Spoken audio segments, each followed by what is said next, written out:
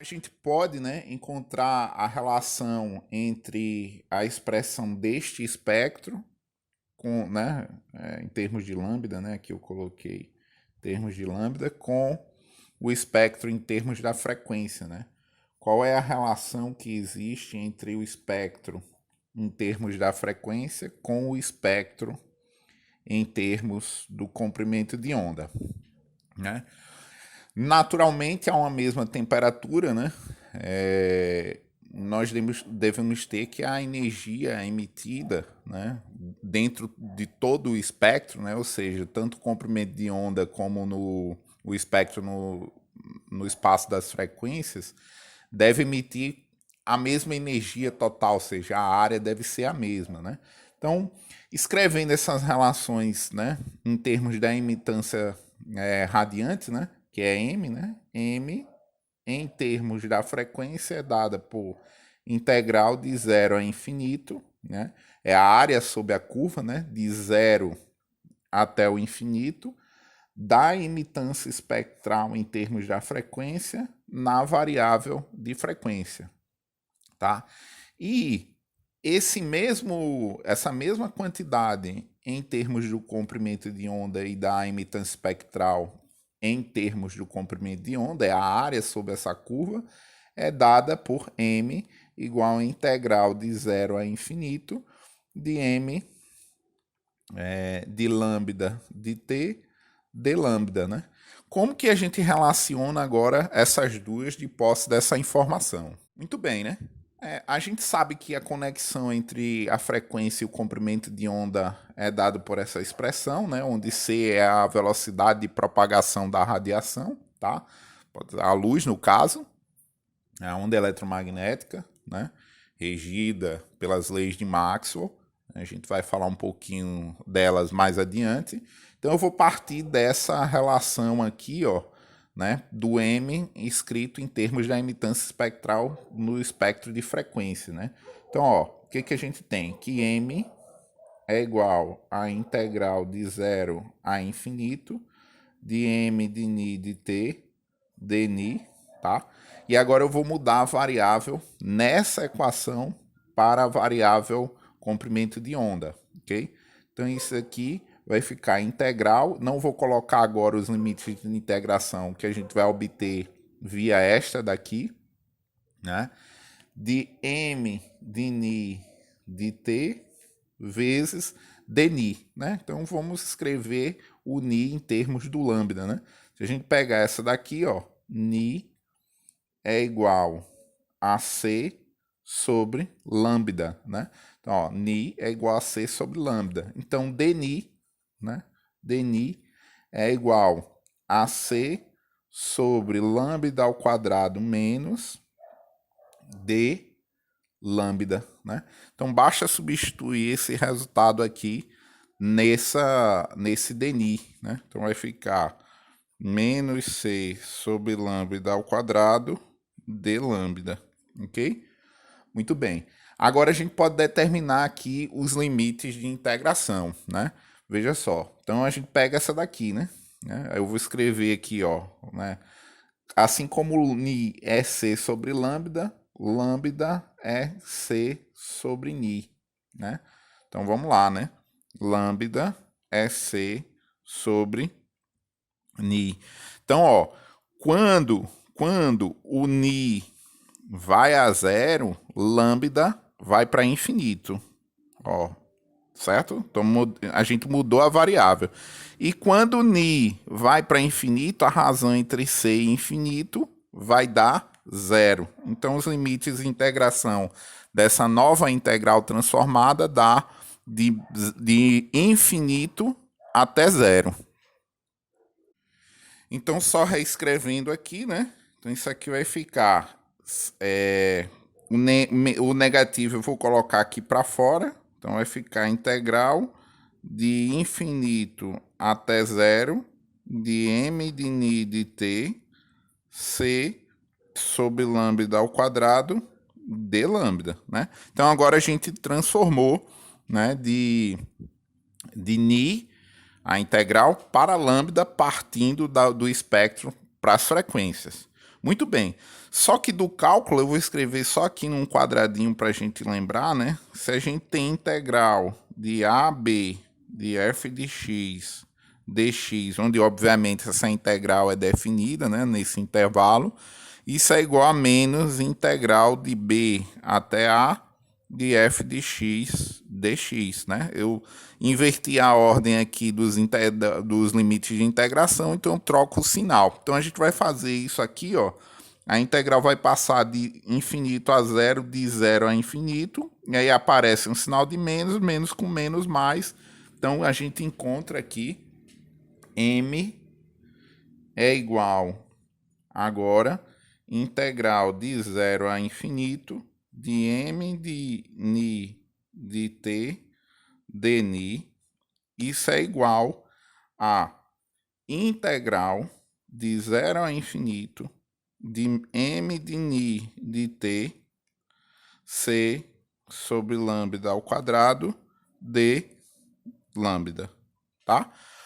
Obviamente, como m é igual a m, eu igualo essa equação que a gente obteve partindo da expressão para frequência com a expressão para emitância em termos do espectro do comprimento de onda. Então, isso aqui dá integral de zero a infinito de m de lambda de t de lambda.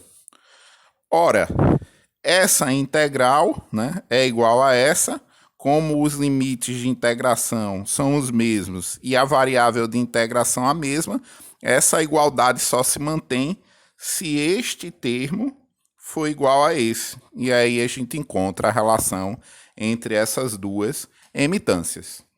Só explicitando, né?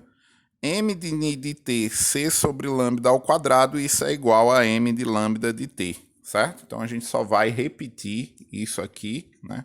Foi obtido anteriormente, né? Então a relação entre o espectro de frequências, né, na temperatura T com o espectro, né, a função do espectro em termos de comprimento de onda é dada por m de lambda de t, isso é igual a c sobre lambda ao quadrado m de ni de t, certo? Essa aqui é a relação entre o espectro do corpo em termos do comprimento de onda com o espectro do corpo em termos da frequência. Note que essas duas funções não são simplesmente proporcionais, né? Existe esse termo aqui que depende, por exemplo, do comprimento de onda, né?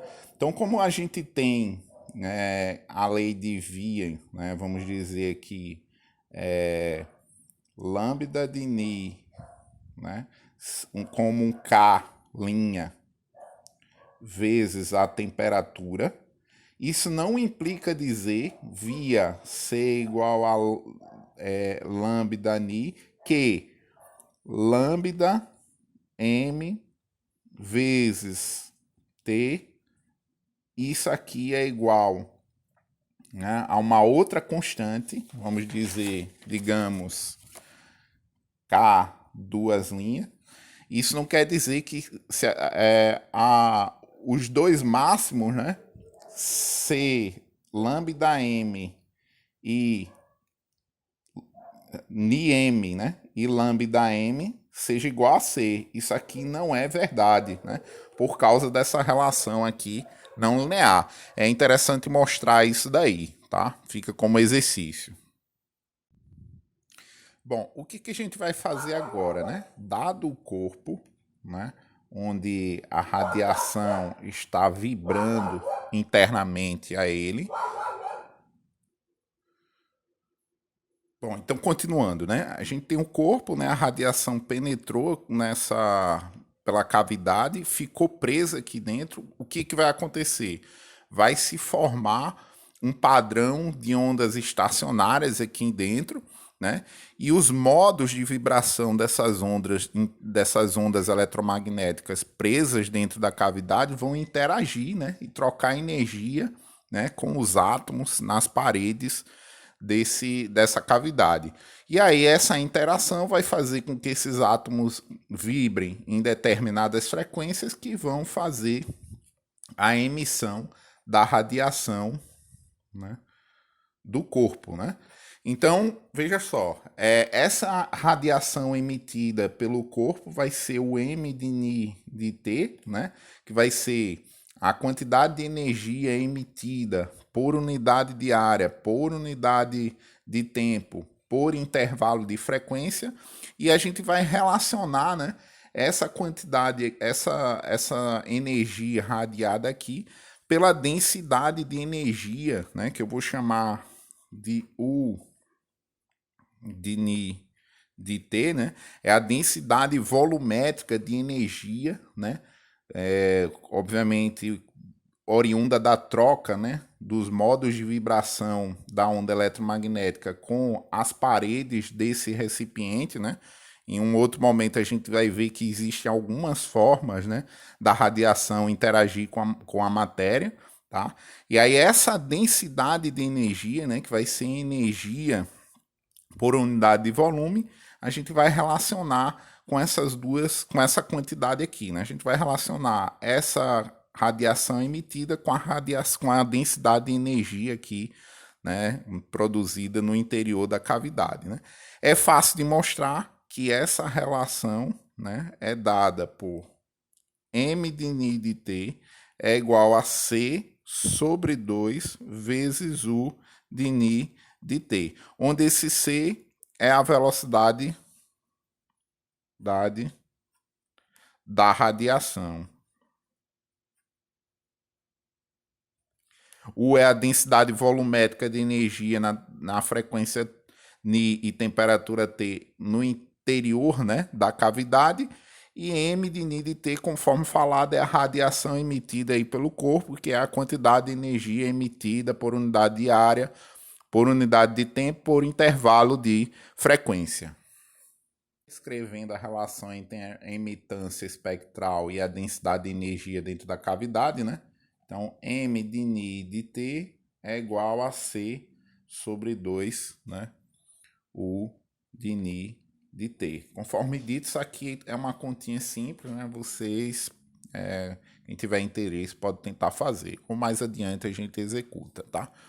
Esse U de Ni de T está relacionado, né, com os modos de vibração, né, das ondas estacionárias, né, dentro desse corpo, né? Como ele está isolado, fechado, o que vai acontecer? As ondas vão interferir formando um padrão estacionário de vibração. Então a gente vai associar essa densidade de energia com os modos, né, o número de modos de vibração que existem aqui dentro dessa cavidade. Isso é semelhante a, por exemplo, quando a gente dá uma nota, né, numa corda esticada, como por exemplo a corda de um violão, né? Vão se formar padrões estacionários de onda, né? E dentro de um comprimento de uma corda, por exemplo, do violão, vão se formar quantizados modos de vibração. A gente tem como enumerar esses modos em que a onda vibra, tá? Então a gente vai fazer isso, né? É um pouquinho diferente, porque isso aqui está no espaço, né? E as ondas são as ondas eletromagnéticas, tá? Então a relação entre essas quantidades, né? Entre a densidade no interior, é o número de modos, né, de vibração na frequência Ni, né, a uma temperatura T, né, sobre o volume da cavidade, né, vezes, né, a energia média por modo, né, de vibração. Então, cada modo de vibração aqui dentro dessa cavidade vai contribuir com esse valor médio para a energia. E aí a gente vai agora proceder para encontrar, né, essas quantidades e naturalmente obter a nossa relação buscada, né, que é a expressão para o espectro, né, da radiação do corpo negro. E calcular, né, essa quantidade de modos, né, na frequência Ni por volume, né, vezes essa quantidade média de energia por modo de vibração dentro da cavidade, né, ou seja, a densidade de energias, vamos encontrar, né, essa relação aqui, né, entre a emitância espectral, né, e essa densidade de energia dentro da cavidade, ok? Então, por simplicidade, né, para simplificar as nossas contas, né, eu vou considerar que a nossa cavidade é esférica, tá? Repito, né, se você considerar outro tipo de estrutura, né, o resultado final vai dar o mesmo, tá? Então vamos calcular, né, a quantidade média de radiação que passa, né, através desse orifício aqui, né? Então, como a gente considerou que o orifício é em um lado apenas, né, vamos calcular a média sobre essa banda aqui da esfera, tá?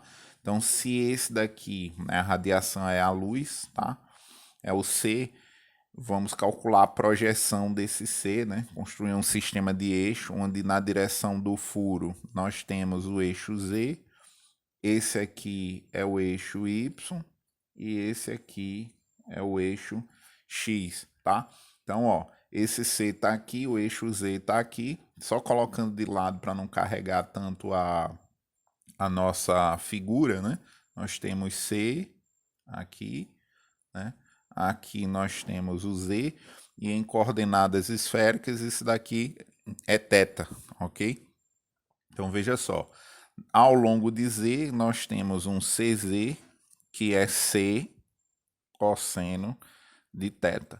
Então o nosso M de Ni de T vai ser esse CZ médio, né? A quantidade média que está passando aqui por essa superfície, vezes a densidade de energia, né, dentro da cavidade, ok? Então, vamos lá. Agora a gente vai calcular essa quantidade média aqui.